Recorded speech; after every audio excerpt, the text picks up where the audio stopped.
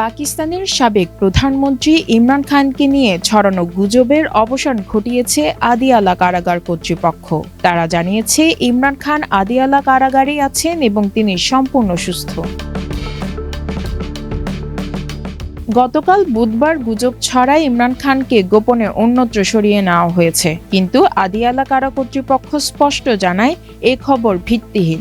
ইমরান খান কারাগারেই আছেন, পাচ্ছেন প্রয়োজনীয় সব চিকিৎসা এবং তার শারীরিক অবস্থা ভালো। 2022 সালে অনাস্থা ভোটে প্রধানমন্ত্রী পদ হারানোর পর দুর্নীতি, গোপন নথি ফাঁস এবং সেনাবাহিনীর সদর দপ্তরে হামলার মতো একাধিক মামলার মুখোমুখি হন ইমরান খান।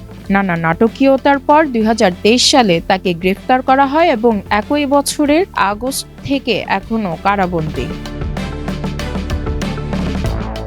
এদিকে পাকিস্তানের প্রতিরক্ষা মন্ত্রী খাজা আসিফ দাবি করেছেন, কারাগারে ইমরান খানকে দেওয়া হচ্ছে সর্বোচ্চ সুবিধা। তার ভাষায়, ইমরান খানের জন্য যে মানের খাবার আসে তা 5 তারকা হোটেলেও পাওয়া যায় না। কারাগারে রয়েছে টেলিভিশনের ব্যবস্থা, রয়েছে ব্যক্তিগত ব্যায়াম সরঞ্জাম, এমনকি ডাবল বেডের ব্যবস্থাও করা হয়েছে সাবেক এই প্রধানমন্ত্রীর জন্য।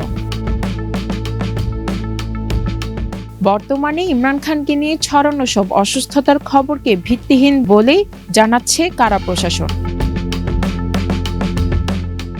Desk report, news today.